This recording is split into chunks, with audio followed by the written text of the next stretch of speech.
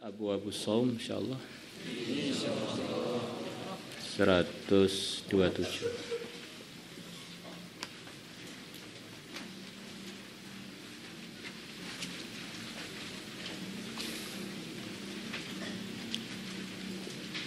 Bismillahirrahmanirrahim.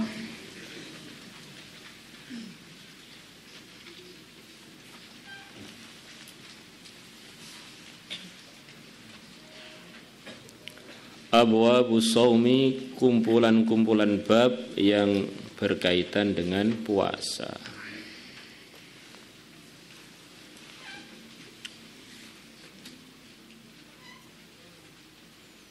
Jadi sebagaimana yang telah kita pelajari dan kita yakini bahwa keberuntungannya hamba Allah kalau dia ini menyerahkan semua program hidupnya sesuai dengan program-program yang diridhai oleh Allah. Nah, orang yang berserah diri itu namanya Muslim. Yang ditundui namanya Islam. Agama Islam, agama ketunduan.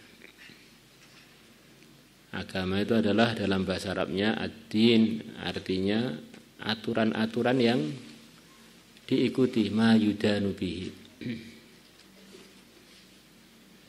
Maka aturan-aturan Islam itu ada aturan-aturan pokok, tiang-tiangnya Islam,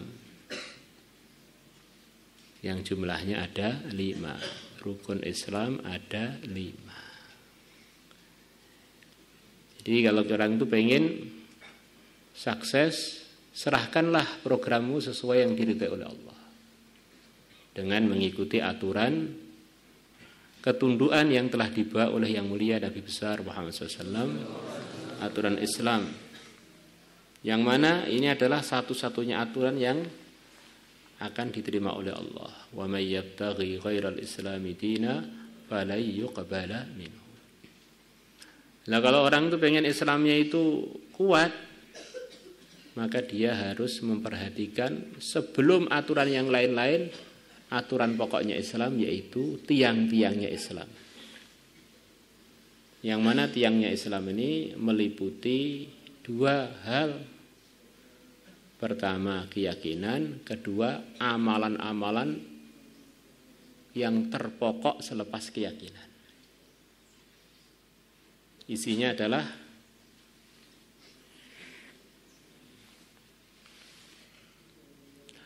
iman dan amal. Isinya Islam itu apa? Iman dan amal. Dan amal itu ada amalan-amalan pokok, yaitu sholat, zakat, puasa, haji.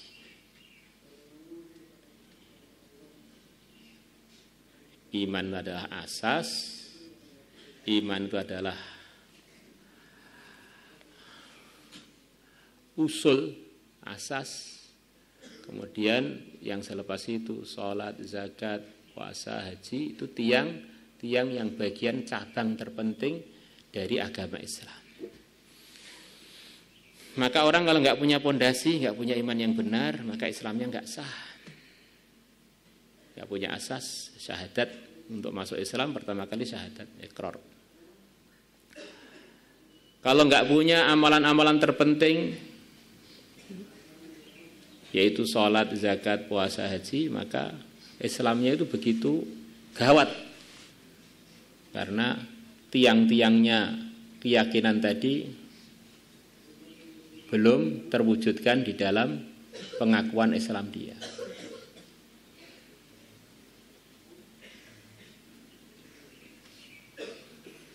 Maka kita sudah sering dengar bagaimana pentingnya sholat, pentingnya zakat. Pada hari ini kita akan bicara mengenai pentingnya puasa. Salah satu dari tiangnya Islam. Amalan yang begitu penting, yang mana Allah menjanjikan di antara faedahnya berpuasa wajib, yaitu puasa Ramadan, adalah memudahkan umat Islam ini untuk menjadi orang yang mengamalkan Islam dengan baik. Kadang-kadang orang itu yakin perasaannya sudah benar, sholatnya perasaannya sudah benar, urusan zakat yang jadi kewajiban dia sudah ditunaikan juga, tetapi dia belum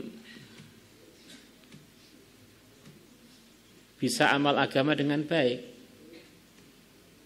Ternyata selepas diteliti, urusan puasa wajibnya dia belum menunaikannya dengan baik. Maka dalam sebuah sabda Nabi, beliau bersabda, as-saumu la idla lahu. Puasa itu tidak ada yang membandinginya. Di dalam puasa itu ada satu rahasia yang tidak bisa diwakilkan dengan amalan apapun selain puasa. Dipondokkan sudah, suruh wiritan sudah, suruh berjuang fisabilillah sudah, masih nakal aja. Nah, oh ini yang kurang ini puasa ini sepertinya. Puasanya belum diperhatikan. La'allakum tattaqun, supaya kalian bisa mengamalkan perintah dan menjauhi larangan. Itu diantara hikmahnya puasa Ramadan.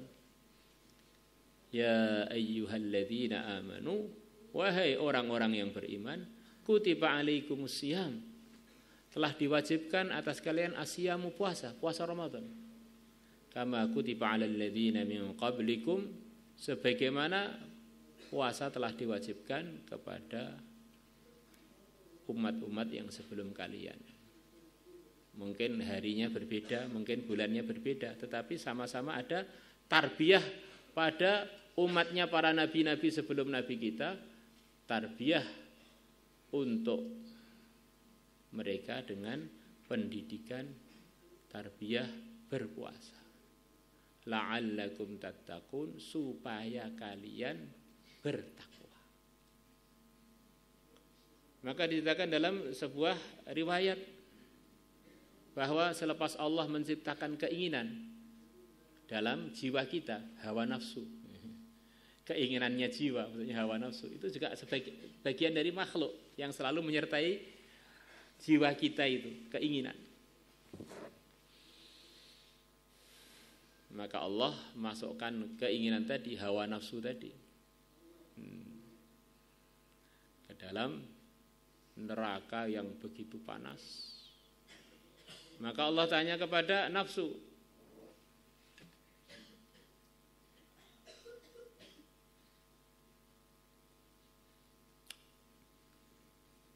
siapa saya dan siapa kamu? Maka nafsu mengatakan, kamu ya kamu, saya ya saya. Nah, kalau kita ini sudah jawab waktu tersinggung, waktu emosi dengan jawaban yang mirip seperti begini, ini memang ini sudah tampak memang nafsu kita ini belum tertarbiyah. Nah, ngapain ngomong-ngomongin saya? Jangan soalin. Nah, sudah egonya naik ya, egonya. Nah. Kemudian Allah masukkan lagi nafsu tadi, atau keinginan yang ada dalam nafsu yang selalu menyertai jiwa kita itu, di dalam neraka wail, neraka yang begitu dingin, siksaan yang begitu berat. Nafsu ditanya, siapa saya dan siapa kamu? Kamu ya kamu, saya saya. Nah. Maka kita lihat orang di negeri panas, kalau nggak tertarbiyah ya jalan nafsunya, nabrak sana nabrak sini, seenaknya sendiri hidupnya, melebihi hewan buruknya. Di negeri-negeri dingin juga begitu, itu nggak peduli. Nah. Jadi kalau suasana itu masih dari luar, nafsu itu belum terdidik. Nah, maka Allah masukkan nafsu di dalam suasana lapar. Enggak diberi makan, enggak diberi minum. Maka nafsu jadi mengecil, lemas gitu. Maka Allah tanya, siapa saya, siapa kamu? Engkau adalah Tuhan saya adalah hamba engkau. Jadi mujahadahnya kalau dari luar nggak mempan nafsu itu. Nah, dikirim ke negeri panas, dikirim ke Timur Tengah biar soleh, Yang panas luarnya tok, dalamnya tetap ikut nafsu kok. Kirim ke Eskimo, ke Finlandia, biar soleh di sana. Jangan dingin kan luar badan dia, dalamnya nafsunya terus bersemangat. Nah, tetapi kalau yang dilaparkan badannya, nafsu itu KO. Maka jarang kita dengar orang tuh ahli puasa kok nakal tuh jarang kita dengar. Dia mau puasa menunjukkan memang dia ini orang baik gitu. Suka puasa memang suka kebaikan. Maka antara suka puasa kata sebagian ahli tarbiyah dengan pelanggaran tuh dalam kehidupan tuh jarang berkumpul atau hampir bisa dipastikan nggak berkumpul. Kalau orang itu suka puasa biasanya soleh. Kalau nggak suka puasa, ini dikhawatirkan kesolehannya belum wujud. La ilaha illallah. Maka kesempatan kita ambil pelajaran-pelajaran dalam puasa Ramadan kita ini. Insyaallah. Qala Allah Ta'ala telah berfirman, was-saimina was-saimat wal-hafizina furujahum wal-hafizati wadh-dhakirina Allah katsiran wadh-dhakirat a'adda Allah lahum maghfiratan wa ajran 'azima. Ini surat Ahzab ayat 35. Di sini ada 10 orang yang punya amalan. Yang mana 10 orang ini Allah janjikan kepada mereka akan diberi ampunan. Orang itu kalau sudah diampuni oleh Tuhannya ya sudah beres. Masuknya surga enggak terkendala. Sudah diampuni. Kan semuanya milik Allah. Kalau yang memiliki sudah mengampuni beres.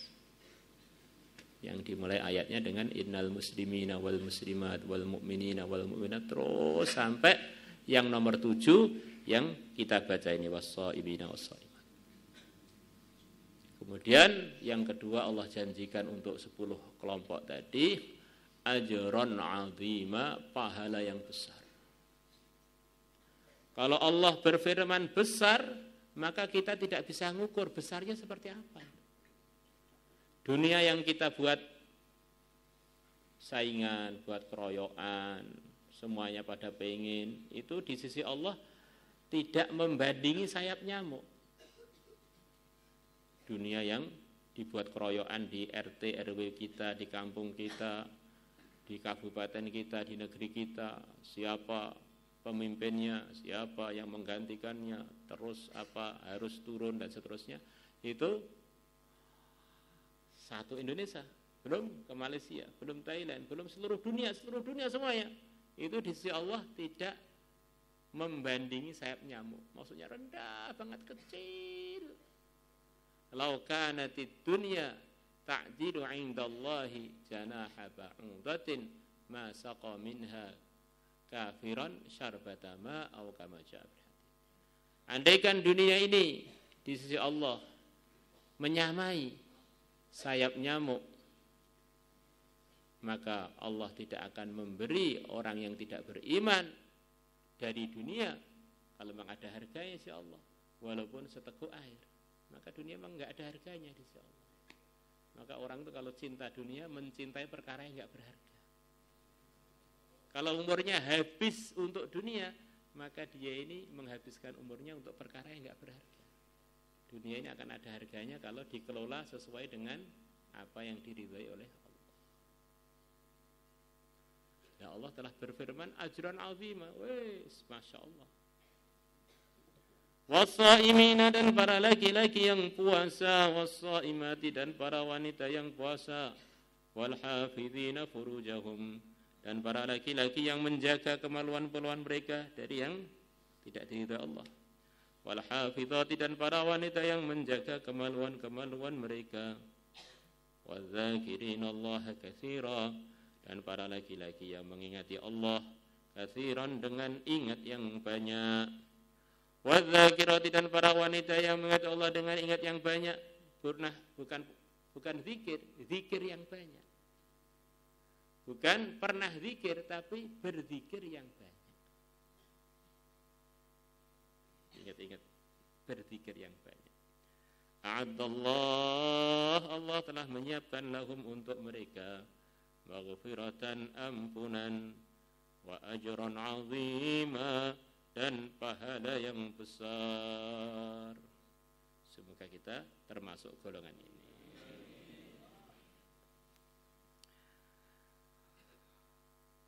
Astaghfirullah, astaghfirullah, astaghfirullah, astaghfirullah, astaghfirullah, astaghfirullah, astaghfirullah, astaghfirullah, astaghfirullah, astaghfirullah, astaghfirullah.